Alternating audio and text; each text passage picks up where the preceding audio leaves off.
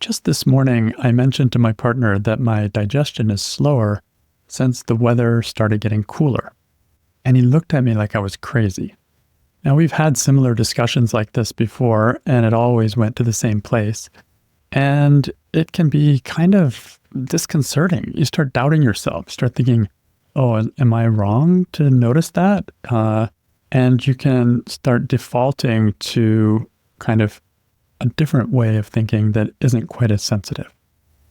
Now, I know how to take care of myself. I have a lot of experience in this area. I studied Ayurveda for a long time.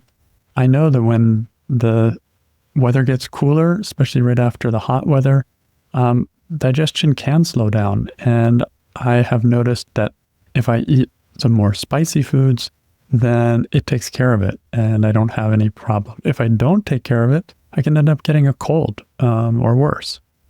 So this is about me taking care of myself. But notice what happens when I interact with somebody who isn't quite as sensitive.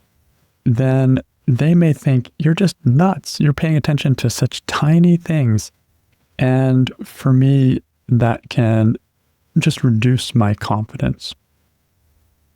So maybe you also don't offer things out there. Maybe it's something about yourself. Maybe it's something you're seeing about others or about a situation because you think like, oh, well, that's kind of, people are going to think, oh, well, that's kind of silly and made up. And they're not going to believe you. And you don't want to be the one pointing out something that no one else sees.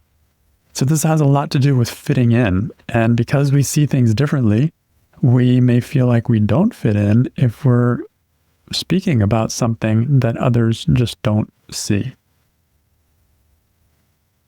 So this idea of being like high maintenance is something that can really erode your self-confidence. Maybe your mother was forever telling you that you were, when you were young, that you were way too sensitive. And you hear it enough times, you start to believe it. You start to notice, oh, I am sensitive. And maybe it really is too sensitive. Or maybe you feel like you're an annoying person because you have to ask people, please don't slam the door because it really jars me. And you feel like you're putting yourself in, you're kind of inserting yourself into their world. They may get upset even, they may get annoyed, and you don't want to be that person. Have you ever thought, why am I so high maintenance? For example, for wanting to sleep on cotton sheets instead of synthetic sheets. Do you ever feel like you're such a delicate flower for needing earplugs in stores? You think it's hard not to feel like others are stronger because they can handle more. And this is just such a common self-doubt that we as highly sensitive people fall into. It is not who we are. Being highly sensitive is not a bad thing, but we start to believe it is because others don't understand it, and we start to think that there's something wrong with us. Basically, you're apologizing for needing what you need to function, and that makes yourself smaller each time. I mean, life is a compromise. It's not a bad thing to give and take and to go with the flow, but life is not all compromise. For example, we as HSPs need more sleep than other people, and you may find yourself staying up late just because others are staying up late. You can end up hiding your sensitivity to avoid being seen as difficult, but this hiding can kill your authentic self. I'm not saying you should shout it from your rooftops. You don't have to put a sign on your shirt saying HSP, watch out, I'm talking about internal shame that prevents you from bringing your needs up at all. That's the problem. If I can't even bring it up, then I can't even take care of myself. And this feels very disempowering. I remember now, as I think about it, the different interactions with my partner over this digestion thing. I used to bring it up all the time when I was younger. My digestion used to be a lot worse when I was younger. And I learned that he just doesn't want to hear my subtle observations about my digestion. He's not interested. He kind of has some judgments about it. He just doesn't really care. And so I've learned that while bringing that up, in this case I did, kind of forgetting because I've done it, has been so long, but I've learned that bringing that up doesn't work so well. But I've also learned other ways of taking care of myself. For example, he responds super well to, hey, could you add some more extra spices to the food tonight? And he's like, sure, like no problem. But if I bring it up as my digestion's a little slower, he thinks, like, it comes across to his ears that I'm complaining, and he doesn't like that. He doesn't have like a lot of tolerance for that. And so I just have learned how to take care of myself without annoying him at the same time.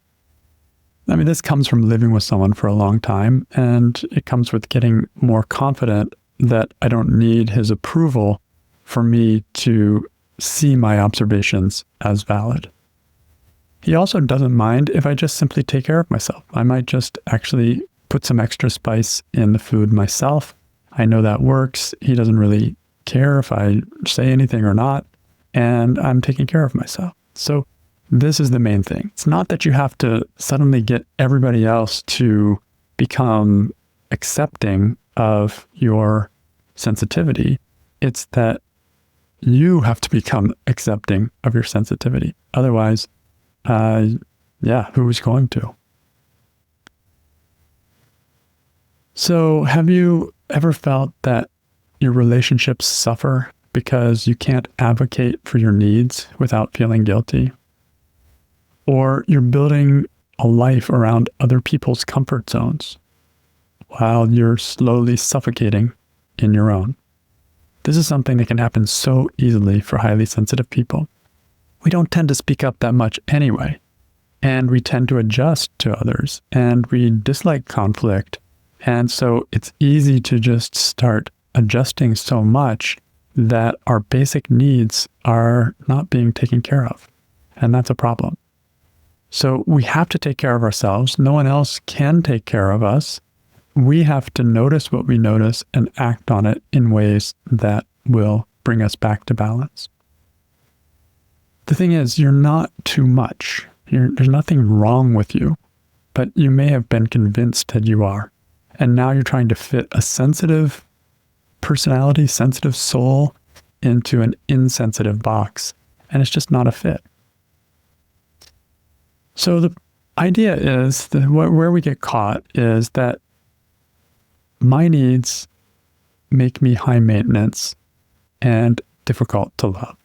So if you think that you're difficult to love because of your sensitivity, then you have to really examine this. You really have to question these thoughts. You have to go deeply and do some inner work here. An orchid, we could say, is a highly sensitive plant, but it's not high maintenance. It just has a different kind of need than, say, a cactus. Both are valuable. Cactus hardly needs any water. You can forget about it for the whole winter and it's still alive. But an orchid, you've got to water it every week. You've got to be very careful with it, the right amount of light, temperature, everything. They're different. They have different values, and it's really important to see that. If you think about anything beautiful in this world, art, music, innovation, empathy, all of the things that make this world amazing, they're created by highly sensitive people. It's just, that's what we do. We may make up only 15 to 20% of the population, but we contribute greatly to the smooth flow and growth and beauty and kindness in this world. The most successful people in creative fields are almost always highly sensitive. So your high maintenance could be reframed to high performance. Self-respect isn't selfish. It's the foundation that allows you to show up fully for others without depleting yourself. And I could say, you owe it to yourself, and you owe it to all those who can benefit from having a balanced, happy you in their life.